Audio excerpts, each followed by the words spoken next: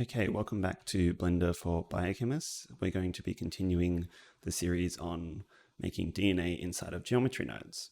Now, I have the file as it was left previously open in front of me. So this is exactly the same file that you just downloaded, or that you can download from Gumroad from the previous video. I'll also link that below.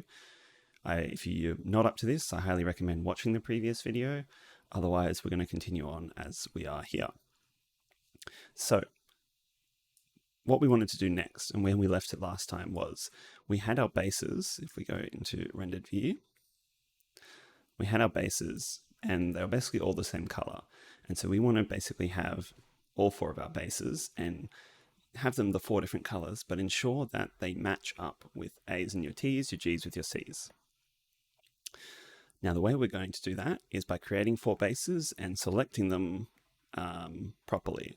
I'm also going to show very quickly in a bit how to do this inside of Blender 3.1 and later. So it does make it actually a little bit faster, but I'm just going to show you Blender 3.0 and then 3.1. So if you're watching this in the future, follow the 3.1 version. Otherwise, we're going to do it now in 3.0. So let's add a cylinder. So let's add a cylinder. There it is there. Let's change this down to 6. And then just zoom in on that. So let's go into solid view. So basically what we're going to do, we're going to make 4 of these cylinders. So let's just call this base A, or even DNA A. And so we're just going to go Shift D, Y, Shift D, Shift D, Y, Shift D, Y. And so we have our 4 bases. And now what we're going to do, we're going to give each of them, actually let's just name them properly. So DNA T, DNA G, DNA C. And let's just create a new collection with this little button here. And so shift click all of those, drag into that collection. Let's call this DNA bases. And so for each of these, if we go into rendered view, we can see that currently they are nothing really. So if we go into shading, let's add a new thing here and just make it a little bit red. I'm going to this one. Actually, let's go to this one and call this material DNA. Which one do we have selected? DNA A. And so this one, we just go DNA A, duplicate it and call it DNA T. Change the color to say yellowy. And then this one, same deal. Duplicate it. DNA G. And make this into a blue. And then this one, DNA G, duplicate. C, turn this into a green. So we have our 4 bases.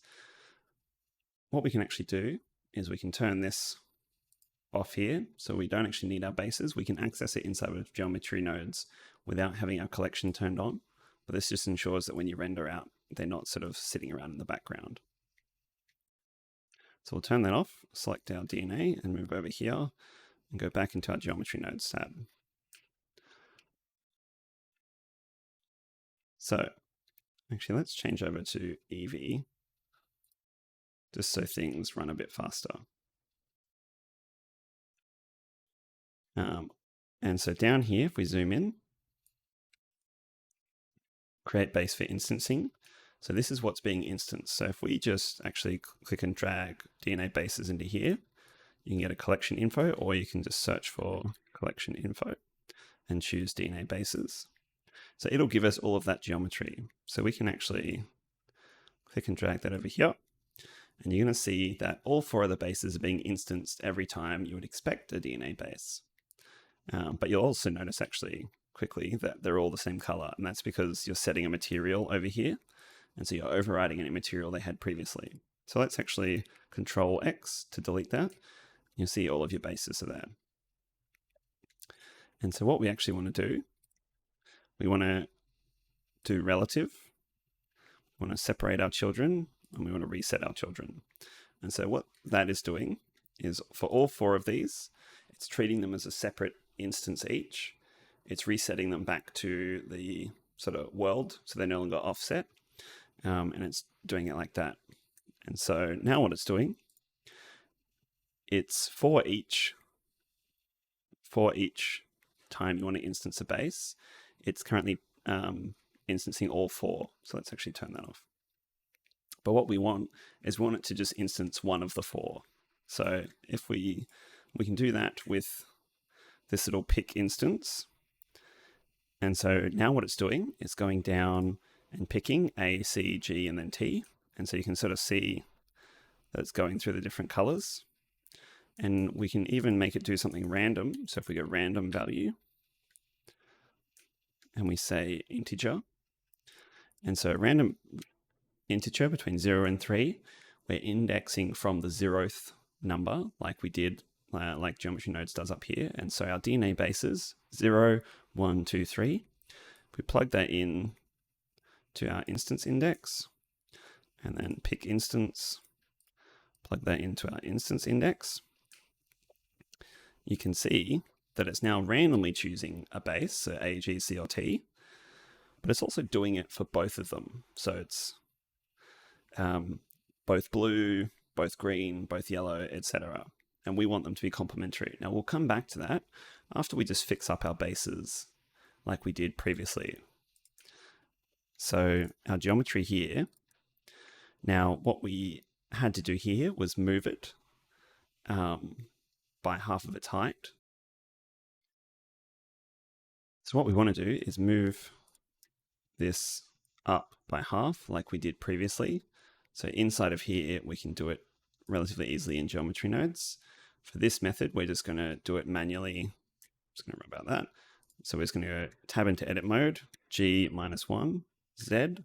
That'll move it 1 meter down. When we created the cylinders, they were 2 meters high. Tab to enter to apply, G -1, Z, G -1, Z, G -1, Z. So we've got our 4 bases, and you can see that's reset them all on here. And so all of our bases now perform as you would sort of expect. We can even just scale them. So if we go transform on the Z a little bit. And so we now have our bases that are instancing correctly. Let's bring it in there. Now, as you can see, as I pointed out earlier, the colors are exactly the same. So we have our random integer, which is giving us like a random DNA sequence. And for each one, it's giving the same, instance index. Now, if we have a look at our A, C, G, T, so let's just go up here. We've got our A, G, C, and T. So A, C, G, T. Now, Blender is currently organizing this in alphabetical order. If you wanted to change this around yourself, you could just add in a letter in front, but we're just working with it as is. And so this is index 0, this is index 1, index 2, and index 3. What we want is to apply some mathematical transformation to get it, to switch it around so that the indexes match up. So what we can do is we can -3. So this goes down to -3, -2, -1, and 0. And if we have a look at this, because they're in negatives, we can actually absolute it. So absolute, which takes it to 3, 2, 1, and 0. And now our A looks up our T, our C looks up our G, G looks up C, and T looks up A. So for one of these strands, we just need to apply -3 and then absolute. So let's go math. Let's do it to this one. So we'll do subtract 3, and then we go absolute. And so now if you look, your blue will be with your green will be with your blue, your red with your yellow red with your yellow, red with yellow, yellow with red, yellow with red. And so now the sequence is completely random, and you can change this seed here, your sequence is completely random, but they always match as they should. Now, the reason they always match, I should have gone over this slightly earlier, but this is generated based on an ID. So your random value is generated based on a seed, but also currently it's being based on the ID. Now, because both of the strands started from the same curve, so if we zoom out, this curve here that we generated, it goes one curve that creates two different strands. Each base has a matching ID. And so we can actually, when we generate the random value, it generates the same number for both. And that's why we can just do this mathematical transformation for one of the strands to get the complementary.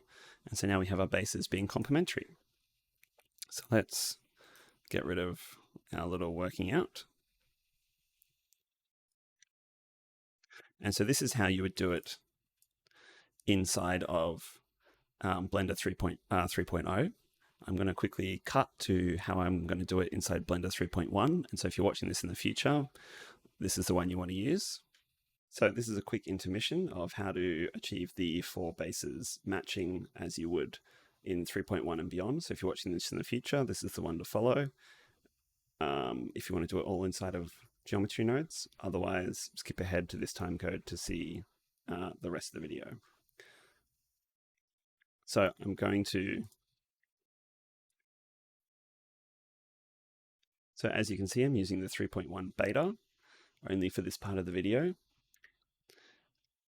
If you want the beta, you can download it from Blender. So as you would go to the download page, scroll down, Blender Experimental. And so beta is here.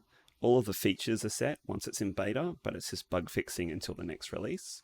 So we're just going to use some of the special nodes that are only added in this version.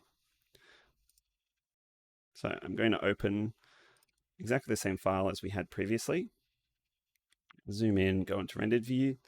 And so we've got our bases that are all exactly the same color. So we want to treat them slightly differently and make them be different colors. So I'm actually just going to clean things up a bit.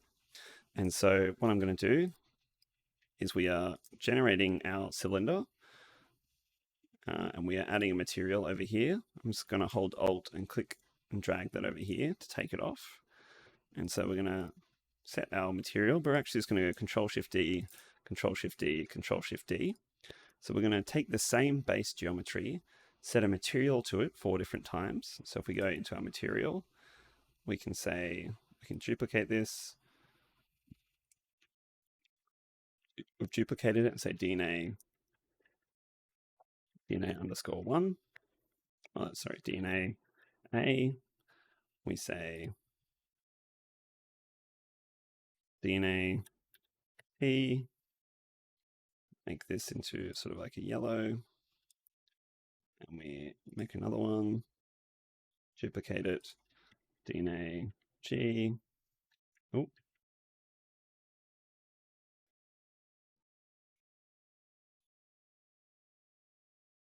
We want to add a new one and then select our DNA T. So for this one, let's say DNA T. This one will be DNA G. And we'll add a new one. Choose our DNA T, duplicate it, and call this DNA C. So C will turn into light blue. It can be whatever color you want. G, it will turn into a sort of green. So now we've got our A is red, T is yellow, G and C. So if we say, turn this into our A's, this into our G's, this into our C's, and this into our T's. And so now what we can do, we can say geometry to instance. So we can take multiple bits of geometry and it will treat them as separate things when you go to instance. So we can actually go drag that there, there, there, and there. Oh, move that down.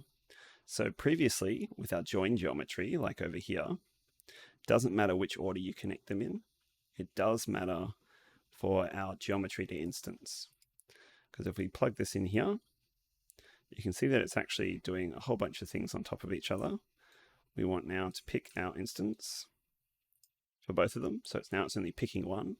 But like in our method for 3.0, it's doing exactly the same for both. So we just need to do the same mathematical thing. So random value, integer, plug that into our instance index,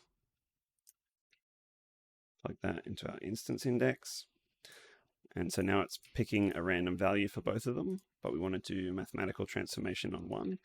So we just say math, subtract 3, and then absolute value.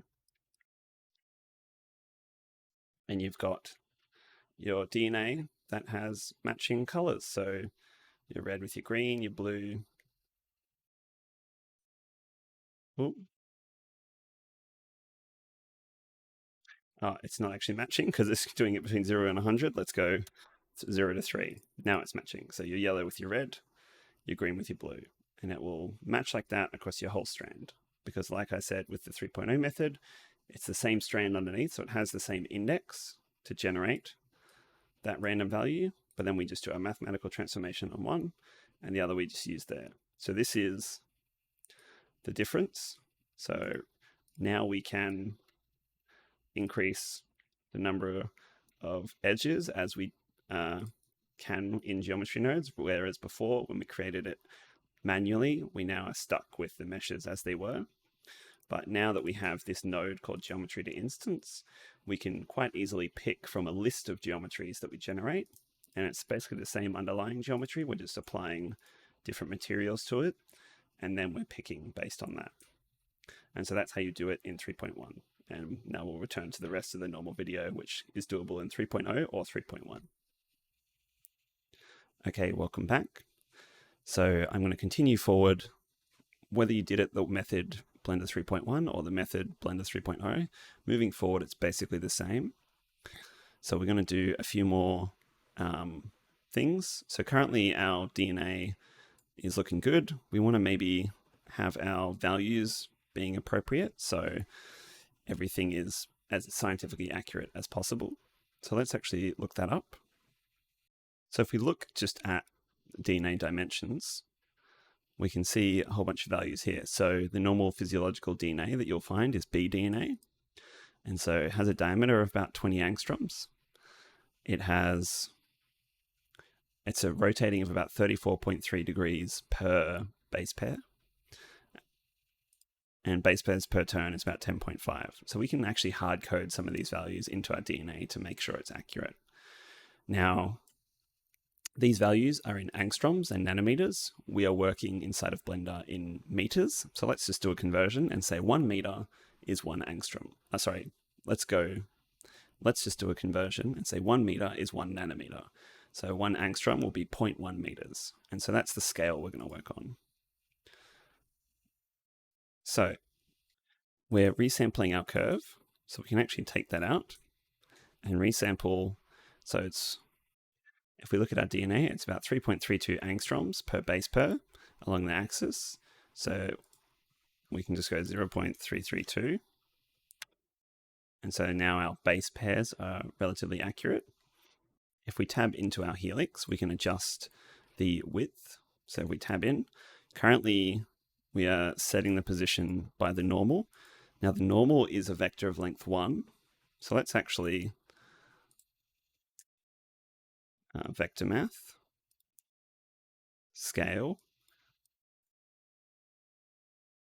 So if we look back at our DNA, width of 20 angstroms, we're offsetting by a vector of length 1, which is around 10, which will be 10 angstroms in our scale. So this is actually already pretty accurate. And so the radius is how much we offset it by. So we're going to leave that for now, but it gives us the option to scale it. And so we can tab out. And now we basically have the offset. We want to decide on how much the offset. Now, there's no hard value for this offset. It's sort of, you need to do it by eye. So something along sort of that, where you've got a distinct major and minor groove. It's expressed in distances. So your major and your minor groove and how far apart they are. But we'll just sort of do it by eye. And so our DNA is quote unquote accurate as this simplistic representation can be. One other thing before we get into animating it, the backbone is sort of quite rigid. So it's got this, because we're only, for each, it's just a straight line between each curve. And so what we can actually do, Shift A, subdivision, we don't want subdivide mesh, subdivision surface, plonk that on, and already that's smoothing that out. You can tick that up to 2 and it'll be really smooth. Now, this is going to be computationally quite heavy, especially if you're doing stuff with your DNA. So maybe only turn that up when you're going to render and leave it like this for now. But you can turn that up, and we can even expose this.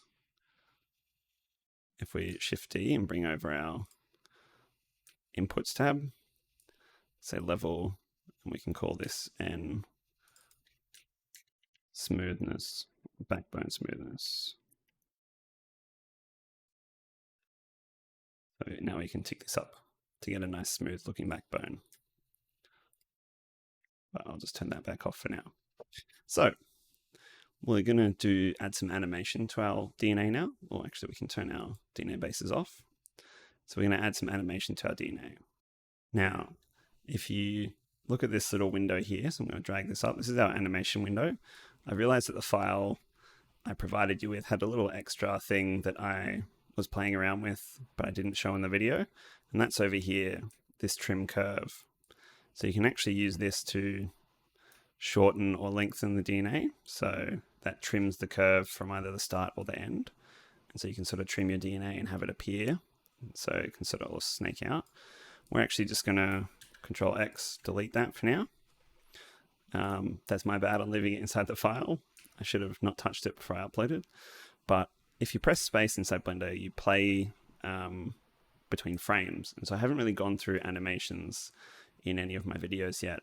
But this animation is how we make animations in Blender. So what we're going to do is we're going to add a bit of sort of wobble as if it was part of inside a cell and sort of bouncing around, that sort of thing. And so importantly, it needs to be after we resample this curve. We're going to just add something to make it smooth. We're going to do something called set position. So we've done set position before, but we're going to use something called a noise texture. So if we, for demonstration purposes, I'm actually going to add a plane. If we look at that plane, scale it up, and create a new geometry nodes. This is purely for demonstration. You don't have to do this, but I'm going to do this. So I'm going to go grid.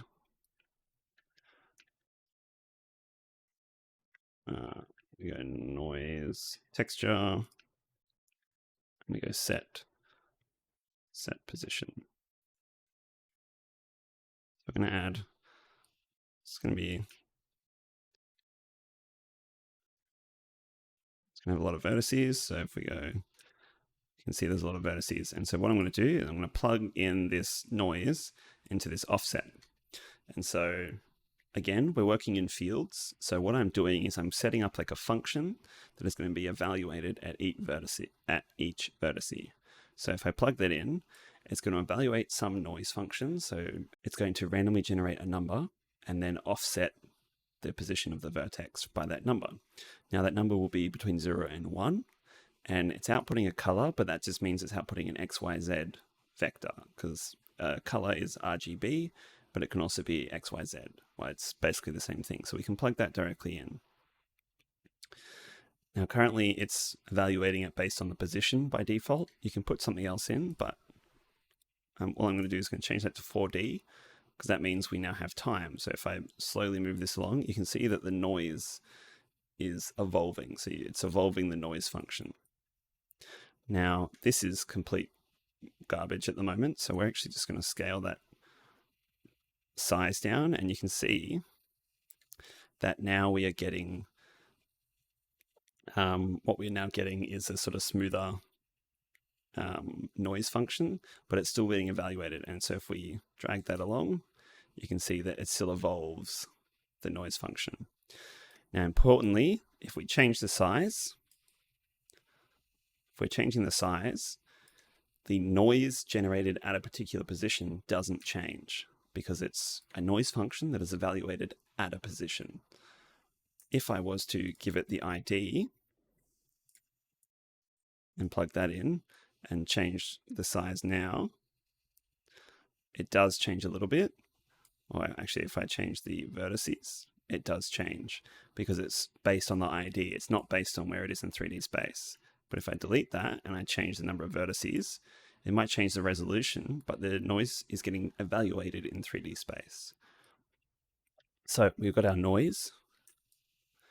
What we want to do is a couple of modifications. If we do vector math, subtract 0.5, because it's giving you a value between 0 and 1, and we ideally want a value between -1 and 1. So if we subtract 0.5, so that's moved it all between -0.5 and 0.5, duplicate that, multiply by 2. So now it's a value between 0 and 1, but then we can just say scale. Now you can adjust the amplitude of this noise. Now, we don't actually need this part because you're scaling anyway, so we can delete that. And now you just have a scale for this noise. And you can sort of evolve it there. So I just wanted this demonstration to show that it's evaluated in 3D space. And so that's exactly what's going to happen with our DNA. So let's delete our plane, go back to our DNA, and move over here. So we're going to set position, noise texture, vector math. So plug that in, subtract 0.5, and we're going to scale. Now we can actually go 4D, put this into a nice little thing here. So evolve position. Actually, no, we don't want that. So we're evolving it, our scale, our detail, our roughness, our distortion, and also our second scale, which will change the amplitude. So let's just change this to amplitude. Control, and then we have a nice little noise node. Noise plus. So it's just updated a few more features that we want to our noise node. So we plug that into our offset. Now you'll see that everything's all over the place. And if we evolve that noise, it's all jiggly all over the place. It's because our scale is massive as it was previously. So let's go down to 0.2. And now if we drag it along, we get a nice sort of jiggle that our DNA does, as if it was sort of really floating around in a cell and getting run into by all sorts of molecules. And so we can add a map range node.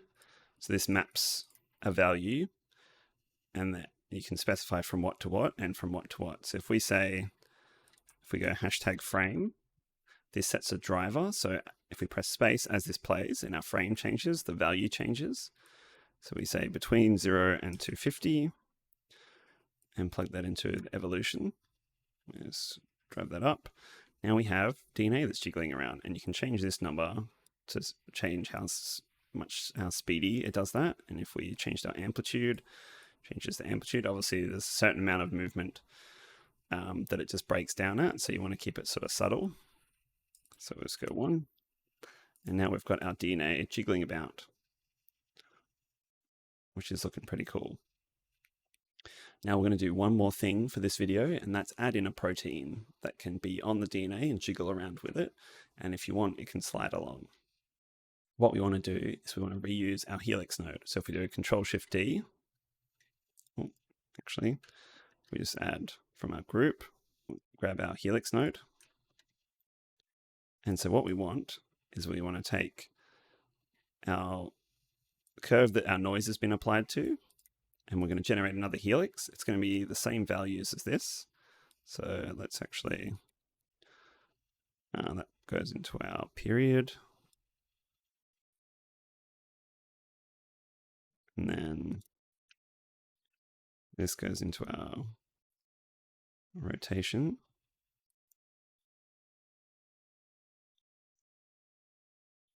And so what we want, we're going to generate a curve, and then we're going to get one position along that curve. So rather than do something at every position, we're going to evaluate the curve or sample it at one position, and we're going to make a protein go there. So let's do this all the way up here. Let's add a cone just for demonstration. And we want to, actually let's go curve, sample curve. So you'll notice that if we plug this in to our curve, we can choose either length or a factor from 0 to 1 from the beginning to the end of the curve. And if we input just one value, we'll get only one position out. So we can input one, and if we go transform, so if we put our cone into here and join it into our join geometry, we should be able to see a cone somewhere. Yep, we can see our cone there, down there. And now we want to transform it to a point along this curve. So you can see I'm moving along, and it's moving along the DNA. So let's zoom in a bit, see what it's up to. So our factor, it's sort of following the same as one of our backbones, which is what we want. And we can use our normal to align Euler to vector. Actually, we want to, and that should be our rotation. And so, that's actually, let's go Z. It's still not working how we want. We instead want our, what we want to do actually is make a slight modification to this helix. So you can see there's a number 3 here because we're using this node, this helix node we've created 3 times. So if we click on that, what it actually does, it creates a whole new thing and names it something different. And so now if we edit this, it won't change the other 2. So helix for protein. So tab into that one. And so what we actually want is we have our curve after we've moved it. We have our curve after we've moved it. And then we actually just want our curve before we've moved it as well. So we can do this same capture attribute. We can do the same style thing. So let's say curve offset base curve. Tab out of that. Don't need that one. Don't need that. We can say sample our curve. Value. Make sure we're sampling at the same spot. And so now vector math. Plug that one into the trans, and then we go align. Put that into vector Z rotation.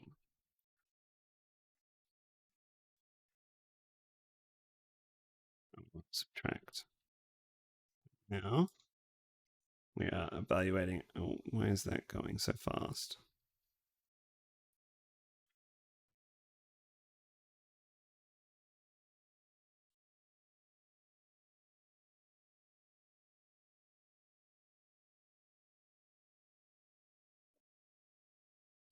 There we go.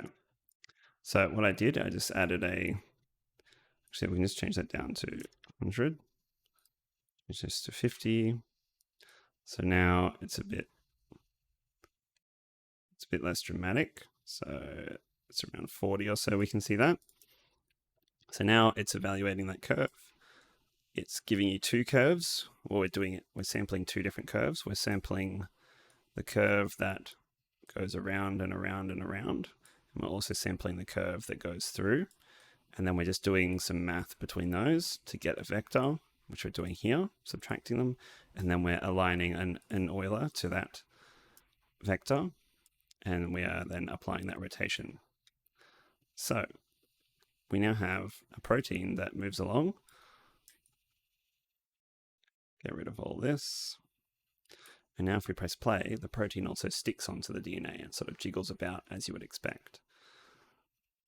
What we can do is we can turn the curve that it's currently doing.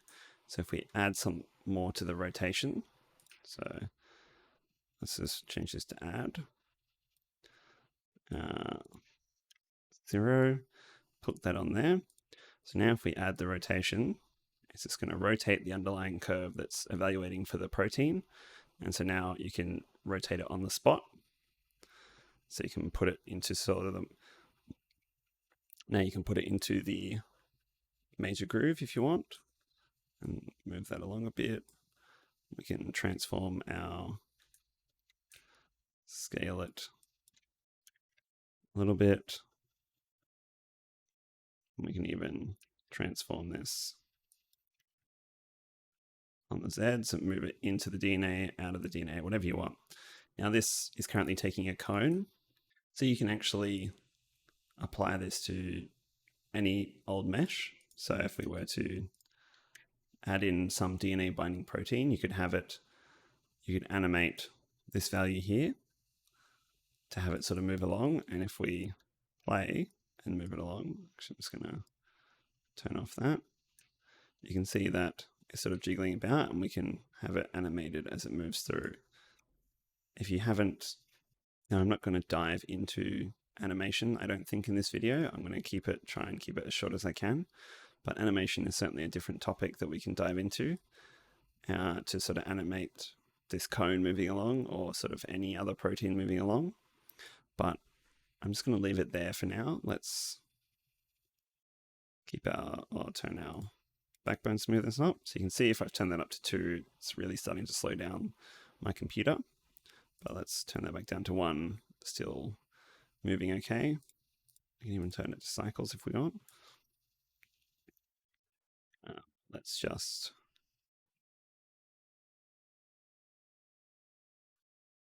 just get rid of our plane, go into solid, E, extrude that down, rotate, E, rotate, scale. So now we've got some DNA going all over the place. Let's F3, align camera to view. My favorite little hack. Let's go into rendered view. And you can see we've got some nice DNA that's, if we were to press play, jiggles about. And so we can actually that's looking pretty good. Let's shift right click, add in an empty. So plane axis, use this as our focal point. And on our camera, if we use depth of field, choose our focal point and put our f-stop down, we can start getting some nice blurry backgrounds. And we've got some DNA with our matching bases. So I'm just going to save, press F12, render. And once rendering, actually, let's just smooth out. So let's just smooth out this DNA backbone a little bit more for our final render. Make things look nice.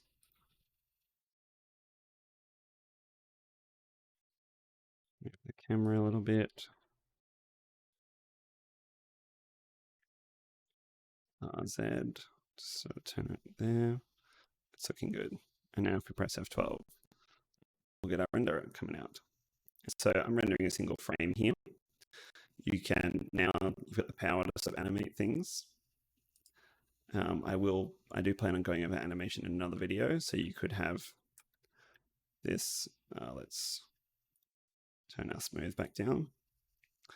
So you could have this jiggling about like you may have seen in videos that I've had.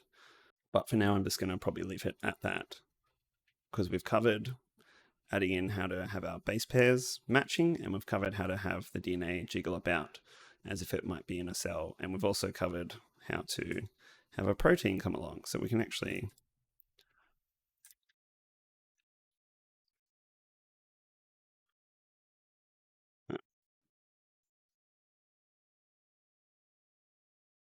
say protein position, and protein rotate.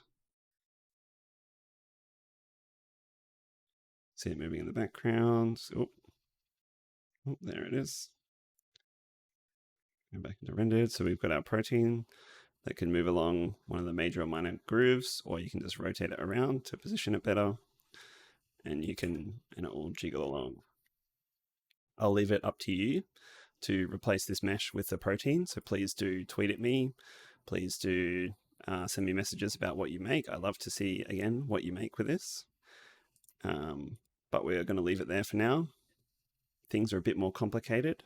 And like I said, if you're using 3.1, you will have a slightly different node setup here. So you will have, as what I'm going to put up on the screen now, it's going to look slightly different. But the rest of the node tree basically looks the same. And to recap, because it's now over 2 videos, what we're doing, we have a curve that so this curve that we can move about or do whatever with, we're piping that in through here. We're resampling it based on some length. So we're resampling it based on like the atomic length. And we are then adding a little bit of noise to it. So it's still just a flat curve that's got a bit of noise added to it. Then we're doing 3 things. We're instancing base. We're making one helix. We're making another helix. And we're also evaluating, making a helix to evaluate. We're instancing our bases, ensuring that they are complementary. And then we are sampling along that curve to put a protein somewhere. And that's all joining together and coming out. So, like I said, I'm just going to leave that there for now. Let it play and jiggle about. Thank you again for watching. Thanks also for all the support from everyone. I really appreciate the kind messages, kind comments. Those of you who have bought me a coffee, I also really appreciate it. Coffee has never tasted so delicious. With that, of course, like, subscribe, share it with colleagues if you think they would appreciate learning how to make these sort of images inside of Blender. I do have plans to do more atomic representations. There are some limitations about how to do that. And if you've seen on Twitter, you would have seen how I made the DNA unwind. I will go through that in probably the next video. That is something that can only be done in 3.1. So if you are working in 3.0, you'll have to download the beta for that. Or if you're in the future, congratulations, go watch the video now. But otherwise, again, thanks for watching. I'll see you all in the next video.